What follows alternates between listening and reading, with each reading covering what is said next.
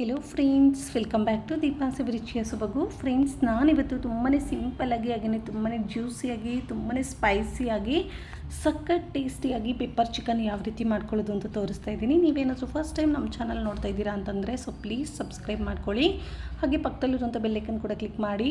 ಬನ್ನಿ ಯಾವ ರೀತಿ ಮಾಡೋದು ಸ್ಪೈಸಿಯಾಗಿ ಟೇಸ್ಟಿಯಾಗಿ ಸಖತ್ ಜ್ಯೂಸಿಯಾಗಿರುವಂಥ ಪೆಪ್ಪರ್ ಚಿಕನ್ ನೋಡೋಣ. ಮೊದಲಿಗೆ ನಾನು ಸ್ಟವ್ ಆನ್ ಮಾಡಿ ಒಂದು ಪ್ಯಾನ್ ಬಿಸಿ ಇಟ್ಕೊಂಡಿದ್ದೀನಿ. ಪ್ಯಾನ್ ಬಿಸಿ ಆದಮೇಲೆ 1 ಟೀ ಸ್ಪೂನಷ್ಟು ಕಾಳು ಮೆಣಸು, 1 ಟೀ ಸ್ಪೂನ್ ಜೀರಿಗೆ, 1/4 ಟೀ ಸ್ಪೂನಷ್ಟು ಸೋಂಪನ್ನು ಹಾಕಿ ಚೆನ್ನಾಗಿ ರೀತಿ ಹುರ್ಕೊಳ್ತಾ ಇದ್ದೀನಿ. ನೀವು ಇಲ್ಲಿ 1 ಟೀ ಸ್ಪೂನಷ್ಟು ಧನಿಯಾ ಕಾಳನ್ನು ಕೂಡ ಹಾಕ್ಕೋಬೇಕಾಗುತ್ತೆ.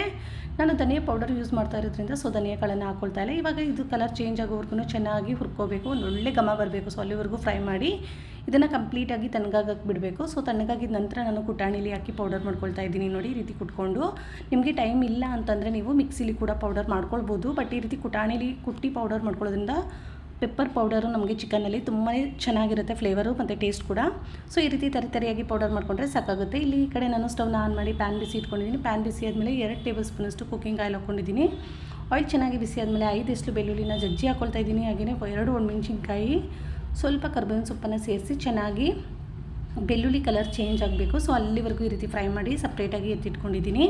ಇವಾಗ ಅದೇ ಆಯಿಲ್ಗೆ ನಾನು 2 ಮೀಡಿಯಮ್ ಸೈಜ್ ಈರುಳ್ಳಿನ ಸ್ಲೈಸ್ ಮಾಡಿ ಹಾಕ್ಕೊಂಡಿದ್ದೀನಿ. ಈರುಳ್ಳಿ ಅಷ್ಟೇ ಸ್ವಲ್ಪ ಸಾಫ್ಟ್ ಆದರೆ ಸಾಕು. ಅಲ್ಲಿವರೆಗೂ ಈ ರೀತಿ ಚೆನ್ನಾಗಿ ಫ್ರೈ ಮಾಡ್ಕೋಬೇಕು. ಈರುಳ್ಳಿ ಸ್ವಲ್ಪ ಸಾಫ್ಟ್ ಆಗಿದ ನಂತರ ನಾನಿಲ್ಲಿ ಶುಂಠಿ ಬೆಳ್ಳುಳ್ಳಿ ಜಜ್ಜಿ ಹಾಕ್ಕೊಳ್ತಾ ಇದ್ದೀನಿ. 1 ಟೀ ಸ್ಪೂನಷ್ಟು. ನೀವು ಶುಂಠಿ ಬೆಳ್ಳುಳ್ಳಿ ಪೇಸ್ಟ್ ಹಾಕ್ಕೊಳ್ತೀರಾ ಅಂದರೆ ಪೇಸ್ಟನ್ನೇ ಕೂಡ ಹಾಕ್ಕೊಳ್ಬೋದು. ಬಟ್ ಈ ರೀತಿ ಜಜ್ಜಿ ಹಾಕ್ಕೊಳ್ಳೋದ್ರಿಂದ ಶುಂಠಿ ಬೆಳ್ಳುಳ್ಳಿ ಫ್ಲೇವರ್ ತುಂಬಾ ಚೆನ್ನಾಗಿರುತ್ತೆ. ಹಾಗೆಯೇ 2 ಹಸಿಮೆಣಸಿನ್ಕಾಯಿನ ನಾನು ಉದ್ದವಾಗಿ ಕಟ್ ಮಾಡಿ ಹಾಕ್ಕೊಂಡಿದ್ದೀನಿ. ಈರುಳ್ಳಿ ಇವಾಗ ಚೆನ್ನಾಗಿ ಕಲರ್ ಚೇಂಜ್ ಆಗಬೇಕು. ಅಲ್ಲಿವರೆಗೂ ಫ್ರೈ ಮಾಡ್ಕೊಂಡಿದ್ದೀನಿ. ಈರುಳ್ಳಿ ಕಲರ್ ಚೇಂಜ್ ಆಗಿದ ನಂತರ ನಾನು ಅರ್ಧ kg ಚಿಕನನ್ನು ಚೆನ್ನಾಗಿ ತೊಳೆದು ಕ್ಲೀನ್ ಮಾಡಿ ಹಾಕ್ಕೊಳ್ತಾ ಇದ್ದೀನಿ. ಇವಾಗ ರುಚಿಗೆ ತಕ್ಕಷ್ಟು ಉಪ್ಪು, ಹಾಗೆಯೇ 1/4 ಟೀ ಸ್ಪೂನಷ್ಟು ಅರಿಶಿನ ಪುಡಿ ಹಾಕಿ ಚಿಕನನ್ನು ಎಣ್ಣೆಯಲ್ಲಿ ಒಂದು 2 ನಿಮಿಷನಾದರೂ ನಾವು ಈ ರೀತಿ ಚೆನ್ನಾಗಿ ಫ್ರೈ ಮಾಡ್ಕೋಬೇಕು. ಈ ರೀತಿ ಚೆನ್ನಾಗಿ ಫ್ರೈ ಮಾಡಿ ಒಂದು ಲಿಡ್ ಕ್ಲೋಸ್ ಮಾಡಿ 2 ನಿಮಿಷ ಫ್ರೈ ಆಗೋದಕ್ಕೆ ಬಿಟ್ಟಿದ್ದೆ. ನೋಡಿ, ಚಿಕನ್ ಕೂಡ ನೀರು ಬಿಟ್ಕೊಳ್ತಾ ಇದೆ ಚೆನ್ನಾಗಿ. ಈ ರೀತಿ ನೀರು ಬಿಟ್ಕೊಂಡಿದ ನಂತರ 1 ನಿಮಿಷ ಚೆನ್ನಾಗಿ ರೀತಿ ಮತ್ತೆ ಫ್ರೈ ಮಾಡಿ 1 ಟೀ ಗ್ಲಾಸಲ್ಲಿ ಅರ್ಧ ಟೀ ಗ್ಲಾಸಷ್ಟು ನೀರನ್ನು ಹಾಕಿ ಚೆನ್ನಾಗಿ ರೀತಿ ಮಿಕ್ಸ್ ಮಾಡ್ಕೊಳ್ತಾ ಇದ್ದೀನಿ.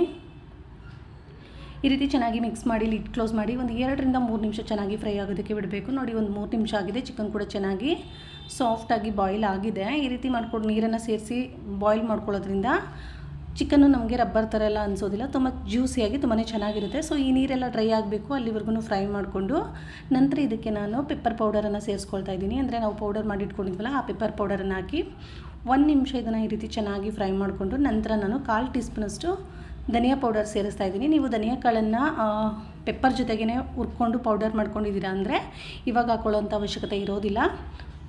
ಧನಿಯಾ ಪುಡಿ ಸೇರಿಸಿ ಒಂದು ಸಲ ಚೆನ್ನಾಗಿ ಮಿಕ್ಸ್ ಮಾಡಿದ ನಂತರ ನಾನು 1 ಟೀ ಸ್ಪೂನ್ ಸೋಯಾ ಸಾಸ್ ಹಾಕ್ಕೊಳ್ತಾ ಇದ್ದೀನಿ. ಸೋಯಾ ಸಾಸ್ ಅಷ್ಟೇ ನಿಮಗೆ ಬೇಕಿದ್ದರೆ ಹಾಕ್ಕೊಳ್ಳಿ, ಇಲ್ಲಾಂದರೆ ಸ್ಕಿಪ್ ಮಾಡಿ. ಸೋಯಾ ಸಾಸ್ ಬದಲು ನೀವು ನಿಂಬೆಹಣ್ಣಿನ ರಸ ಕೂಡ ಸೇರಿಸ್ಕೊಳ್ಬೋದು.